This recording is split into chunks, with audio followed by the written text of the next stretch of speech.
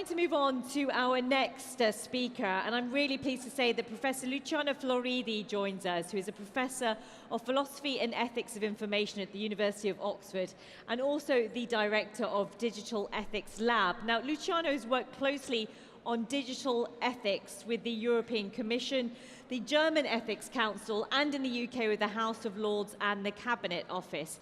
Currently, he's a member of the EU's Ethics Advisory Group and the chairman of the Ethics Advisory Board of the European Medical Information Framework.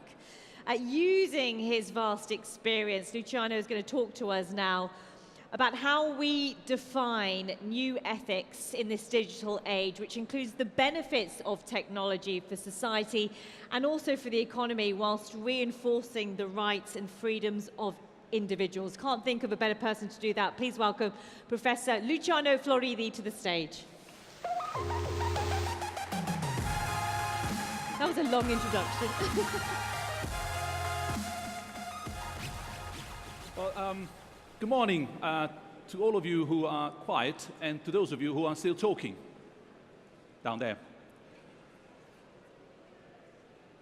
It would be easy to give you a really, really boring and depressing talk in the next 14 minutes and a half because in general, optimism is an acquired taste.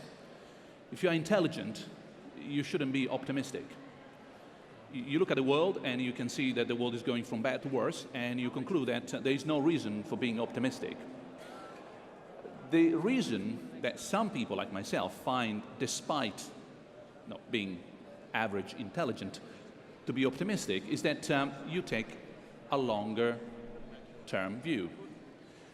You look at the world and say, well, look, yes, there are steps back, but there are 2 steps forward. And for every 2 steps, there's 1 back, 2 forward, 1 back. So we are improving somewhat. The question that we have for today is AI a force for good? Is this one of the steps forward, or is one of the steps back? So I'd like to talk to you about this as a step forward if we take the right measures. So at the end of the few minutes together, what was the message? Optimism is an acquired taste. So what I'm going to tell you about is something that is based on the idea that we have detached the ability to solve problems, agency, from the need of being intelligent. That's why my iPhone plays chess better than me. It doesn't have to be intelligent. I know that this is not what you get from the tabloid. I know that you probably didn't get that from the course on AI, but assume for a moment that that is the case. So agency, the ability to solve problems successfully, doesn't have to be intelligent to do so. That's why we are succeeding in developing our AI. Well, the next step is, so how come that this is actually the case? How detaching intelligence from agency works? Well, because we made the world friendly to these machines. We don't have robots that take my seat and drive the car instead of me. We have cars that are in an environment such that that car fits that environment. Otherwise, you're still stuck with some kind of a Star Trek idea of AI. So lower cost, more computation, more data, better machine learning, better algorithm, more Internet of Things, more on life, that's where we all are. And all of a sudden, those things work pretty well. Well, because the environment has been made friendly to the machines in question. Now, from that perspective, the question then becomes, so what happens? 2 points. You detach intelligence from agency, and you make the world friendly to this intelligent, less successful agency. Well, surely this is a new piece on the board. What kind of consequences does it have? I write there, big enough, reservoir of agency for a reason. Sometimes you go to conferences and they ask you the usual question, what should we do about AI? Remember, that is like asking, what should we do about electricity? Like, it's too vague. It's meaningless. So what do you mean? I mean, electricity for in that case, in this case. So we're not going to transform this into a lecture, trust me. But please do not ask empty questions. because they generate only messy answers. So if it is a reservoir of smart agency as a resource, like a tab, where do I throw this smart agency? What can I do with it? Well, this is not the problem. You heard this before, so I won't stop here, but bad robot is not coming ever. Do not listen to people say, not yet. Not yet means, oh, so I should be worried. Okay? Oh, imagine someone tells you, oh, zombies are not coming yet. Like, seriously? Not yet or never? As far as we know, to the best of our understanding, computer science, etc., this is not a trajectory that is ever going to encounter anything like Skynet, okay? So this is not anything else but an irresponsible distraction. Distraction because it's like the little kid. Look at the keys. Do, do, do, do, do, do, do, do, do. Meanwhile, the world is going bananas. Irresponsible because the world is going bananas. So we should concentrate on the real stuff.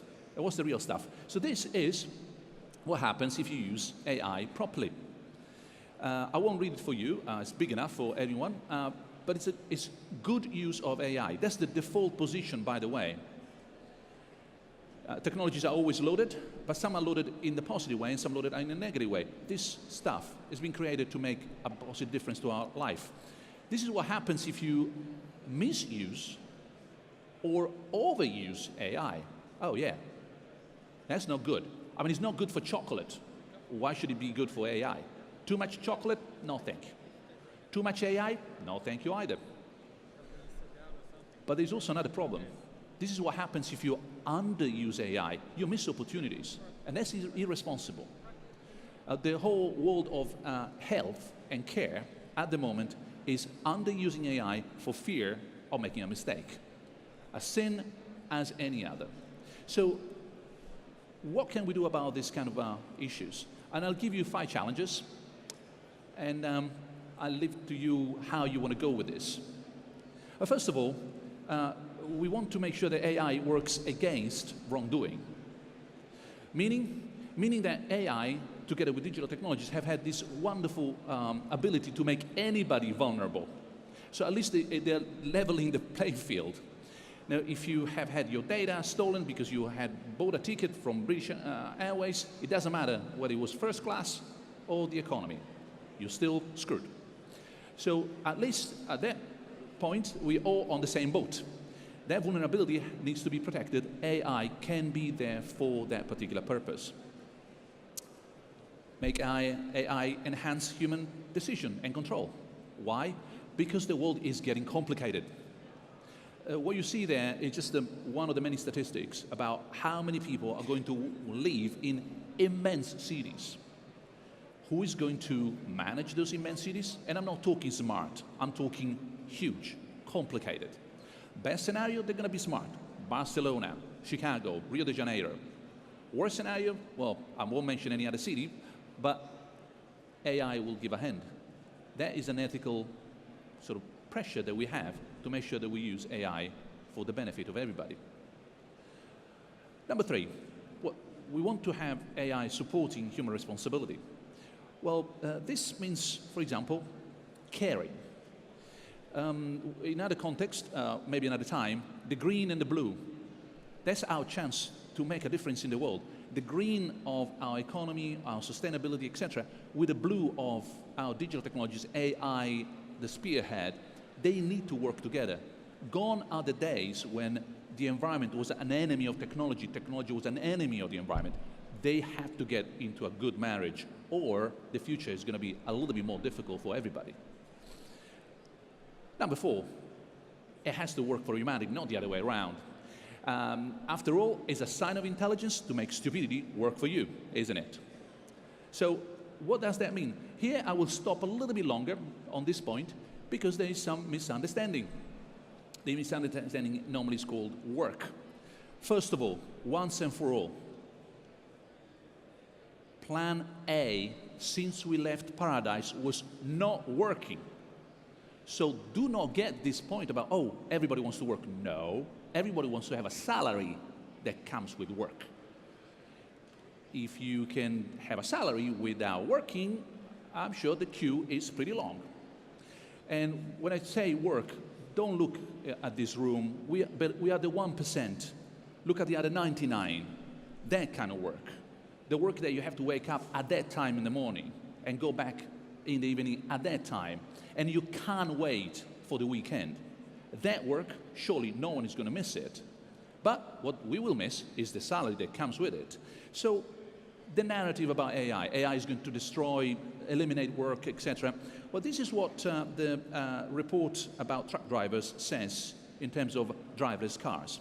And I hope you can see in the back the gap between how many truck drivers we need in the United States and how many are available. Someone at some point said, there is no job in truck driving, driverless cars are coming. Seriously. Because a truck driver, that's all he does. From A to B. Since when? He opens the gate, fills the paperwork, checks whether the eggs are still okay because he went boom, boom. No, when he turned that particular corner. Make sure that something is going to be okay with the other truck driver. So, as we realized at the last Davos, it's not jobs that are going, skills are going, but jobs are not a set of skills only. So, we are going to miss a lot of truck drivers. Thank you for the rhetoric that AI is going to destroy this industry completely. It is the same in the car industry. Again, data from the US. You just have to look at the curve. That's where we are back in terms of how many people are employed in the car industry in the United States after the crisis. The point being that the car industry is the most automatized industry in the world. Meaning that if a robot could be placed there, has already been placed there a long time ago. Meaning that if the car industry has to develop, whenever there's a new robot, as I was told by one of the major car makers in Germany, dear Luciano, we have to hire another engineer. So no rosy picture, trust me, not from a philosopher ever, not professional rosy picture seller, but a little bit of realism, knowing exactly what the heck are we talking about. Just because you have an intuition that driverless cars, no cab driver, that is rubbish. That's doing Aristotelian physics on intuitions. Well, welcome to Newton, welcome to Einstein. It doesn't work that way. So, that's a mistake. Work is not a pie. It's not that if you take away some of it, there's less for me. There's endless amount of work. The question is where the threshold is when work becomes economically viable. Well, as soon as I get that little robot cut the grass instead of me, I can take care of the roses. That's the idea. Now, no easy ride, no rosy picture, plenty of problems, but can we get the problems right before we run on intuition based on a couple of ideas? And I know that we in Oxford have been hugely responsible for sort of distributing that particular narrative. If you don't know what I'm talking about, that's good. But if you do, apologies. Fine point. Make us more human. Well, this is important because one thing that AI is doing for us is to undermine our autonomy. You got that little gadget there that tells you nicely, relentlessly, every day, for your whole life, if you like this, you like that. If you like that, you like that. And maybe you like this more. Who is going to adapt to whom? We need to be a bit careful. Again, there's a nice picture here to enjoy, but make sure that our autonomy is what drives the development of AI, not the other way around. That would be cool. So what can we do about this? And we're coming towards the end. A couple of extra minutes, endure, and stay with me. So we can do a little bit of digital ethics, meaning, well, ethics normally is do not run with scissors in your hand kind of moment. You know? That's what you get as a kid. Don't do this, don't do that. That's fine. But in this field, it's also an enabler. In other words, you speak to big companies and say, look, you can do more and better if only you have that framework.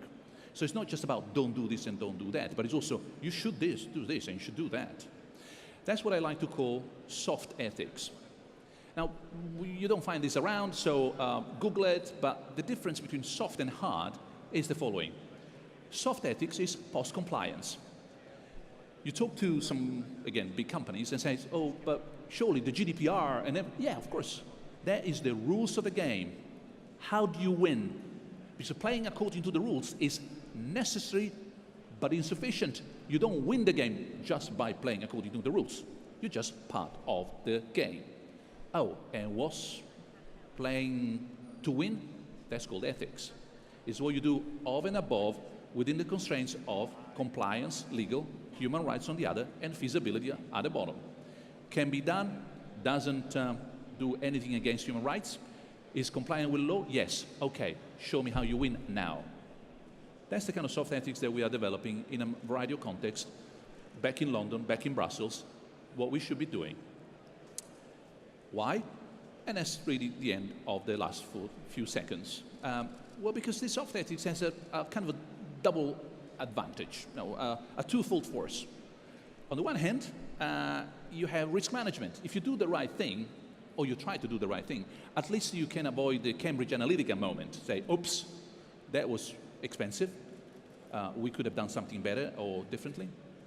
But you also have an opportunity strategy. In other words, you can grab things and do more than is strictly required and make your customers happy, as in queuing for your service, wanting to be with you. That's the kind of society we should be building. And so, what happens to a bit of an assessment? Well, you want to work with feasibility, inevitably. No, you have to be on the blue line. What can I do within my remit, within my kingdom? Well, within that, you definitely want to be sustainable. And then there's a little bit of acceptability. Is this something that people will put up with? But the bottom line, the real sweet point is preferability. That's where we're going to make a difference. So AI as a preferable solution that people will say, yes. A little test. If it breaks, they build it again.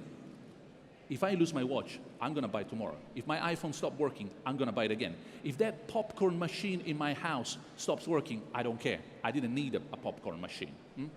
So do they buy it again? Do they want it again? That is the test for preferability. Conclusion? The real challenge, as you might have guessed, is not technological innovation. Everybody in his ankle can do that. Or you buy a startup anyway. It's what we do with it. It's the governance of the digital that is going to be the real challenge for our generation in the foreseeable future. What we should be doing is think deeper, and not in 15 minutes, trust me. This is just the appetizer. We should be more mindful of what we're doing. We should care more about not just humanity, not human-centric, but planet-centric, for goodness sake. Stop thinking about yourself only. It's not just about humanity. A wonderful humanity on a dead planet is not going to survive. And design better, which is the real innovation today. Not invention, not discovery, but design, which is up to us, really. Thank you so much.